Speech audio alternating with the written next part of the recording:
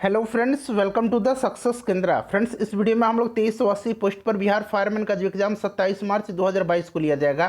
Friends, उसके लिए economics के इंपॉर्टेंट क्वेश्चंस को इस वीडियो में हम डिस्कस करेंगे। बहुत ही इंपॉर्टेंट सेशन है आपके एग्जाम के लिए। निश्चित रूप से यहाँ से प्रश्न आपके एग्जाम में देखने को मिलेंगे, इसीलिए वीडियो को पूरा देखिएगा। चैनल पर अगर आप पहली बार आए हैं तो चैनल को सब्सक्राइब कर लीजिए और बेल आइकन को जरूर दबा लीजिएगा, ताकि जब भी फायरमैन से रिलेटेड कोई भी इंपॉर्टेंट वीडियो अपलोड किया जाए फ्यूचर में तो उसका नोटिफिकेशन सबसे पहले आपके पास पहुंच जाए।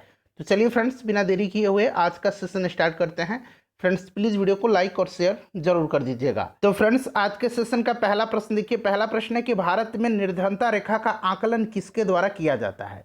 देखिए फ्रेंड्स, ध्यानपूर्वक वीडियो को देखिएगा। निश्चित रूप से यहाँ से प्रश्न आपके एग्जाम में देखने को मिलेंगे। तो देखिए, राइट आंसर इसका हो जाएगा राष्ट्रीय प्रतिदर्श सर्वेक्षण संगठन। इसको अंग्रेजी में कहा जाता है NSSO, यानी कि नेशनल सैंपल सर्वे ऑफिस। ठीक है, ध्यान रखेंगे, नेशनल सैंपल सर्वे ऑफिस के द्वारा भारत में निर्धनता रेखा का आकलन किया जाता है। उसके बाद नेक्स्ट क्वेश्चन देखिए। दूसरा क्वेश्चन है कि किस प्रकार की जनसंख्या अर्थव्यवस्था की परिसंपत्ति है। बताइए। अगर आपको आंसर पता है तो आप आंसर कमेंट बॉक्स में भी दे करके बता सकते हैं। ठीक है, तो देखिए, ये शिक्षित एवं स्वस्थ जनसंख्या जो है अर्थव्यवस्था की परिसंपत्ति है। ठीक है, चलिए अगला क्वेश्चन देख लीजिएगा कि अर्थव्यवस्था का कौन सा क्षेत्र सबसे अधिक श्रम खपाने वाला है। तो यह कृषि क्षेत्र है, आपको पता भी होगा। ऑप्शन नंबर बी जो होगा राइट आंसर हो जाएगा। केवल और केवल इंपॉर्टेंट क्वेश्चंस का ही मैंने यहाँ पर संकलन किया हुआ है। ठीक है, तो ध्यानपूर्वक आप देख लीजिएगा और आपका ये फाइनल रिवीजन हो रहा है, फाइनल टच है आपका। ठीक है, देखिए, शहरी क्षेत्र में किस प्रकार की बेरोजगारी नहीं पाई जाती है। तो शहरी क्षेत्र में किस प्रकार की बेरोजगारी नहीं पाई जाती है, तो ये मौसमी बेरोजगारी है। ध्यान रखेंगे, मौसमी बेरोजगारी। बाकी देखिए, औद्योगिक बेरोजगारी, शिक्षित बेरोजगारी, ये सभी पाई जाती हैं। नेक्स्ट क्वेश्चन देखिएगा कि प्रच्छन्न बेरोजगारी का सामान्य अर्थ होता है। बताइए। तो राइट आंसर इसका क्या हो जाएगा। तो देखिए, जिस कार्य को कम व्यक्ति कर सकते हैं उसको अधिक व्यक्तियों द्वारा करना तथा उत्पादकता में कोई वृद्धि ना होना, ये आपका प्रच्छन्न बेरोजगारी कहलाता है। क्लियर है, ध्यान रखेंगे। ठीक है फ्रेंड्स, चलिए नेक्स्ट क्वेश्चन देख लीजिएगा। अगला क्वेश्चन है हमारा कि भारत में प्रच्छन्न बेरोजगारी पाई जाती है। तो फ्रेंड्स, ये पाई जाती है किस क्षेत्र में, तो कृषि क्षेत्र में। Option number A right answer इसका हो जाएगा। अगला प्रश्न देख लीजिएगा कि मौसमी बेरोजगारी से तात्पर्य है। मौसमी बेरोजगारी से तात्पर्य है, तो देखिए, जब वर्ष के कुछ महीनों में रोजगार प्राप्त नहीं होता है, जब वर्ष के कुछ महीनों में रोजगार प्राप्त नहीं होता है, मौसमी बेरोजगारी कहलाता है। ऑप्शन नंबर सी हो जाएगा राइट आंसर। उसके बाद देख लीजिएगा, नेक्स्ट क्वेश्चन है कि PDS का पूर्ण रूप क्या है। PDS यहाँ पर देखिए दिया गया है, इसका पूर्ण रूप क्या है। तो देखिए फ्रेंड्स, PDS का फुल फॉर्म होता है पब्लिक डिस्ट्रीब्यूशन सिस्टम, यानी कि सार्वजनिक वितरण प्रणाली। ऑप्शन नंबर सी हो जाएगा राइट आंसर। उसके बाद नेक्स्ट क्वेश्चन देख लीजिएगा कि बफर स्टॉक क्या है। बफर स्टॉक जो है यह क्या है। तो देखिए, बफर स्टॉक जो है यह सरकार द्वारा अधिप्राप्त अनाज का भंडार है। Option number A right answer इसका हो जाएगा। उसके बाद देखिएगा कि निम्नलिखित में से कौन सा कथन सकल घरेलू उत्पाद GDP ग्रॉस डोमेस्टिक प्रोडक्ट को सही तरीके से परिभाषित करता है। सभी ऑप्शंस को देख लीजिएगा। ठीक है, यहाँ पर देखिए चारों ऑप्शन आपको दिखाई दे रहा है। बताइए राइट आंसर इसका क्या हो जाएगा। तो देखिए फ्रेंड्स, इसका जो करेक्ट आंसर हो जाएगा वो आपका क्या हो जाएगा, किसी विशेष वर्ष में देश के भीतर उत्पादित सभी अंतिम वस्तुओं और सेवाओं का मूल्य, जो कि ऑप्शन नंबर ए में दिया गया है। ठीक है, option number A right answer हो जाएगा। नेक्स्ट क्वेश्चन देखिए, ध्यान रखेंगे इन सभी प्रश्नों को। देखिए, अगला प्रश्न है कि भारत की राष्ट्रीय आय में सबसे कम योगदान किस क्षेत्र का है। सबसे कम योगदान और सबसे अधिक योगदान। सबसे अधिक योगदान जो है ये सेवा क्षेत्र का है, यानी कि तृतीयक क्षेत्र का है। तृतीयक क्षेत्र को सेवा क्षेत्र कहा जाता है। और सबसे कम जो है ये द्वितीयक क्षेत्र का है। उसके बाद देखिए, लगातार बढ़ती कीमतों की प्रक्रिया होती है। तो फ्रेंड्स, ये मुद्रास्फीति होती है। हवाला क्या है, बताइए, हवाला क्या है, इंपॉर्टेंट है। तो विदेशी मुद्रा विनिमय का अवैध कारोबार। Option number B right answer इसका हो जाएगा। अगला प्रश्न देख लीजिएगा कि भारत में मुद्रा जारी करने का कार्य करती है। तो यह कौन सी संस्था है फ्रेंड्स, यह रिजर्व बैंक ऑफ इंडिया है, यानी कि भारतीय रिजर्व बैंक RBI। ध्यान रखेंगे, इंपॉर्टेंट क्वेश्चन है। क्लियर, चलिए आगे बढ़ते हैं। अब नेक्स्ट क्वेश्चन देख लीजिएगा फ्रेंड्स। अगला क्वेश्चन है हमारा कि नीचे दिए गए राज्यों में शिशु मृत्यु दर सबसे कम किस राज्य में है। सबसे कम जो है यह किस राज्य में है, तो केरल में है। ध्यान रखेंगे, केरल में सबसे कम शिशु मृत्यु दर है। उसके बाद देखिए, किसी देश की आर्थिक समृद्धि का सबसे उपयुक्त मापदंड क्या है। ये प्रश्न अभी बिहार मद्य निषेध कांस्टेबल का जो एग्जाम हुआ था उसमें पूछा गया था। तो ये प्रति व्यक्ति आय है, बिल्कुल करेक्ट आंसर है प्रति व्यक्ति आय। उसके बाद देखिएगा कि किसी देश की औसत आय की गणना किस प्रकार की जाती है, बताइए। राइट आंसर इसका क्या हो जाएगा, सभी ऑप्शन देख लीजिएगा। तो फ्रेंड्स ये आपका हो जाएगा देश की कुल आय को कुल जनसंख्या से भाग दे करके, ठीक है, ध्यान रखेंगे इसको, इंपॉर्टेंट है। चलिए नेक्स्ट क्वेश्चन देख लीजिएगा कि दो देशों के मध्य होने वाला व्यापार को क्या कहा जाता है। तो दो देशों के मध्य जो व्यापार होता है उसको विदेशी व्यापार कहा जाता है।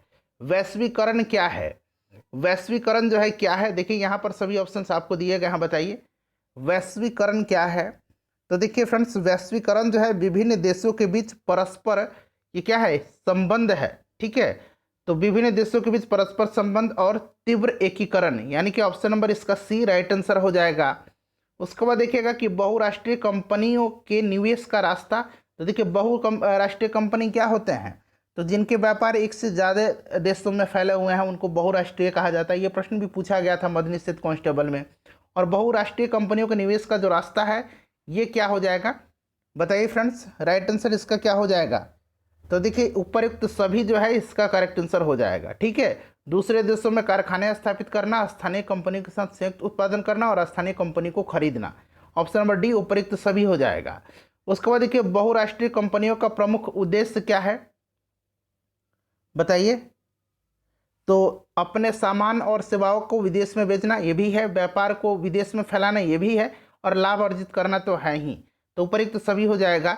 उसके बाद देखिए भारत में वैश्वीकरण का प्रभाव है। भारत में वैश्वीकरण का जो प्रभाव है वो इसके प्रभाव से सिर्फ भारतीय कंपनियां बढ़ी हुई है, प्रतिस्पर्धा से लाभान्वित हुई हैं, सही दिया गया है। इसके प्रभाव से बहुराष्ट्रीय कंपनियों ने भारत में अपने निवेश में वृद्धि की है, ये भी बिल्कुल करेक्ट है। उसके बाद देखिए वैश्वीकरण के कारण छोटी औद्योगिक इकाइयाँ बंद हो गई है जिससे बेरोजगारी में वृद्धि हुई है, ये भी हो सकता है। तो उपरोक्त सभी जो है इसका राइट आंसर हो जाएगा। उसके बाद नेक्स्ट क्वेश्चन देखिएगा कि विदेशी निवेश है, विदेशी निवेश जो है यह क्या है, तो बहुराष्ट्रीय कंपनी द्वारा किया गया निवेश है, ये option number C right answer इसका हो जाएगा। नेक्स्ट क्वेश्चन देखिएगा विश्व व्यापार संगठन का मुख्य कार्य क्या है। विश्व व्यापार संगठन WTO 1995 में इसकी स्थापना हुई थी, जेनेवा में इसका हेडक्वार्टर है, ठीक है। चलिए बताइए इसका राइट आंसर क्या हो जाएगा। तो देखिए इसका जो राइट आंसर हो जाएगा वो आपका क्या हो जाएगा, तो अंतर्राष्ट्रीय व्यापार को उदार बनाना है, ठीक है, ऑप्शन नंबर ए सही आंसर हो जाएगा। बहुराष्ट्रीय कंपनी है, देखिए प्रश्न आ गया कि वह कंपनी जिनका व्यवसाय एक से अधिक राष्ट्रों तक फैला हुआ है उसको क्या कहा जाता है, यही प्रश्न पूछा गया था मद्य निषेध कांस्टेबल में, तो उसको बहुराष्ट्रीय कंपनी कहा जाता है, option number B right answer हो जाएगा। उसके बाद देखिए भारत में सूचना का अधिकार यानी कि राइट टू इन्फॉर्मेशन कानून कब बना था। तो ये ऑलरेडी मैंने कराया भी है इसको 2005 में। उपभोक्ता सुरक्षा अधिनियम कब पारित किया गया, ये क्वेश्चन इंपॉर्टेंट है, तो 1986 में किया गया था। अगला क्वेश्चन देख लीजिएगा कि भारतीय अर्थव्यवस्था है, तो भारत की अर्थव्यवस्था मिश्रित अर्थव्यवस्था है, खुली हुई अर्थव्यवस्था है, तो ऑप्शन नंबर डी हो जाएगा। ये क्वेश्चन इंपॉर्टेंट है, ठीक है, ध्यान रखेंगे, खुली हुई अर्थव्यवस्था है। उसके बाद देखिए स्वतंत्रता प्राप्ति के समय भारतीय अर्थव्यवस्था की मुख्य विशेषता क्या थी, तो यह अर्ध सामंती थी, उसके बाद गतिहीन थी और अर्ध विकसित भी थी, तो उपयुक्त सभी हो जाएगा। नेक्स्ट क्वेश्चन देखिएगा कृषि शाख के गैर संस्थागत स्रोत। तो देखिए कृषि जो शाख के गैर संस्थागत स्रोत है ये महाजन हो जाएगा। बाकी क्षेत्रीय बैंक, नाबार्ड, व्यावसायिक बैंक ये सभी जो हैं यह संस्थागत स्रोत हैं, लेकिन गैर संस्थागत महाजन है।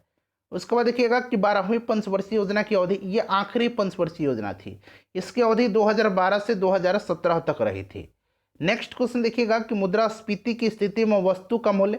तो देखिए वस्तु का मूल्य जो है ये क्या होता है, बढ़ता है, ठीक है, और मुद्रास्फीति वह दशा है जिसमें, बताइए, जिसमें मुद्रा का मूल्य घटता है, ठीक है, वस्तु का मूल्य बढ़ता है और मुद्रा का मूल्य घटता है। तो नेक्स्ट क्वेश्चन वही था हमारा कि मुद्रास्फीति वह दशा है जिसमें मुद्रा का मूल्य घटता है। और ऊपर वाला प्रश्न देख लीजिए, मुद्रास्फीति की स्थिति में वस्तु का मूल्य बढ़ता है। तो दोनों तरीकों से ध्यान रखेंगे। उसके बाद देखिएगा कि भारत में लोगों की आजीविका का सबसे बड़ा स्रोत क्या है। फ्रेंड्स मैंने प्लेलिस्ट बना दिया है, ठीक है, बिहार फायरमैन के नाम से। लिंक मैंने कमेंट बॉक्स में भी पिन कर दिया है और डिस्क्रिप्शन बॉक्स में भी है, देख लीजिएगा सभी वीडियोज़ को, रात में आप रिविजन कर लीजिए। चलिए उसके बाद देखिएगा कि भारत में लोगों की आजीविका का सबसे बड़ा स्रोत जो है ये स्वरोजगार है, ठीक है, स्वरोजगार है। नेक्स्ट क्वेश्चन देखिएगा कि मुद्रास्फीति का कारण क्या है। तो मुद्रास्फीति का जो कारण है यह आपका घाटे की वित्त व्यवस्था भी है, जनसंख्या में वृद्धि भी है और साख की मात्रा में वृद्धि भी है। तो उपयुक्त सभी इसका राइट आंसर हो जाएगा, उपयुक्त सभी। अगला प्रश्न देखिएगा कि अनौपचारिक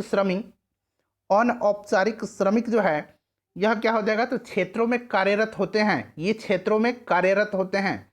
उसके बाद देखिए किसी भी देश में पिछले वर्ष की तुलना में वस्तुओं और सेवाओं की कीमतें दुगुनी हो जाए जबकि उत्पादन स्थिर रहे तो उस देश के जो जीडीपी है, सकल घरेलू उत्पाद है, उस पर क्या प्रभाव पड़ेगा। तो फ्रेंड्स देखिए किमतें दुगुनी हो गई है जबकि उत्पादन स्थिर है तो उस देश का जो जीडीपी है वह दुगुना हो जाएगा। कल्याणकारी अर्थव्यवस्था का अर्थशास्त्र का जनक, तो कल्याणकारी अर्थशास्त्र का जनक पीगू को कहा जाता है। और आधुनिक अर्थशास्त्र का जनक किसे कहा जाता है। तो ये कहा जाता है एडम स्मिथ को। केंद्रीय बैंक द्वारा कौन सी मुद्रा जारी की जाती है। तो फ्रेंड्स यह चलन मुद्रा जारी की जाती है केंद्रीय बैंक के द्वारा, ठीक है। उसके बाद देखिए मुद्रा पूर्ति का नियमन कौन करता है। मुद्रा पूर्ति का नियमन जो है यह रिजर्व बैंक ऑफ इंडिया करता है, यानी कि आरबीआई करता है। उसके बाद देख लीजिएगा कि वस्तु की पूर्ति यथावत रहने पर यदि वस्तु की मांग में वृद्धि होती है तो क्या होगा। तो देखिए ब्याज दर में वृद्धि हो जाएगी। इंपॉर्टेंट क्वेश्चन है, इसको ध्यान रखेंगे। उसके बाद देखिएगा कि बजट में हो सकता है, तो बजट में आगम घाटा भी हो सकता है, वित्तीय घाटा भी हो सकता है और प्रारंभिक घाटा भी हो सकता है। Option number D right answer हो जाएगा। नेक्स्ट क्वेश्चन देखिएगा कि यदि राजकोषीय घाटे में से ब्याज अदायगी को घटा दिया जाए तो प्राप्त होगा। तो क्या प्राप्त होगा फ्रेंड्स, प्राथमिक घाटा। Option number C right answer हो जाएगा। ये भी क्वेश्चन इंपॉर्टेंट है, आप देख सकते हैं कि सभी के सभी क्वेश्चन इंपॉर्टेंट ही हैं। देखिए भारत सरकार के बजट में कुल घाटे में सबसे अधिक योगदान होता है, तो सबसे अधिक योगदान जो होता है ये राजकोषीय घाटे का होता है। उसके बाद देखिए विकासशील राष्ट्रों के लिए कौन सा बजट सबसे उपयुक्त है। विकासशील राष्ट्रों के लिए तो ये घाटे का बजट जो है ये सबसे उपयुक्त बजट है। उसके बाद देखिए बजट है, तो बजट जो है भारत सरकार के आय व्यय का ब्यौरा भी है, सरकार की आर्थिक नीतियों का दस्तावेज भी है और सरकार के नए कार्यक्रमों का विवरण भी है। तो उपयुक्त सभी होता है, ठीक है। Right answer option number D हो जाएगा। वित्त मंत्रालय के द्वारा यह पेश किया जाता है। उसके बाद देखिए मुद्रा प्रसार को नियंत्रित करने के लिए किस प्रकार की बजट बनाना चाहिए। तो ये अतिरेक बजट है, ठीक है, ध्यान रखेंगे इसको, मुद्रा प्रसार को नियंत्रित करने के लिए। उसके बाद देखिए विदेशी विनिमय की मांग के प्रमुख स्रोत क्या हैं। तो विदेशों में निवेश है, विदेशी वस्तुओं का आयात है और पर्यटन है। तो उपयुक्त इसका सभी राइट आंसर हो जाएगा। नेक्स्ट क्वेश्चन देख लीजिएगा कि निम्नलिखित में से किसे अंतर्राष्ट्रीय करेंसी के रूप में कागजी स्वर्ण के नाम से जाना जाता है। तो अंतर्राष्ट्रीय करेंसी के रूप में कागजी स्वर्ण के नाम से विशेष आहरण अधिकार को जाना जाता है। नेक्स्ट क्वेश्चन हमारा है कि जब किसी अर्थव्यवस्था में व्यापार घाटा और राजकोषीय घाटा दोनों हो तो उसे क्या कहते हैं। तो फ्रेंड्स उसको क्या कहा जाता है। तो देखिए इसको कहा जाता है दोहरा घाटा। ऑप्शन नंबर बी हो जाएगा इसका राइट आंसर, दोहरा घाटा कहा जाता है। उसके बाद नेक्स्ट क्वेश्चन देख लीजिएगा, आखिरी क्वेश्चन हमारा कि निम्नलिखित में से किस वित्तीय वर्ष में भारतीय रुपये का 2 बार अवमूल्यन हुआ था। तो ये हुआ था 1991-92 में। Option number A right answer हो जाएगा। उसके बाद 2 क्वेश्चन और आपको याद रखना है। देखिए क्वेश्चन है कि भारत की पहली औद्योगिक नीति किस वर्ष घोषित की गई थी। तो पहली औद्योगिक नीति 1948 में, दूसरी औद्योगिक नीति पूछा जाएगा तो 1956 में, ठीक है, याद रखेंगे इसको।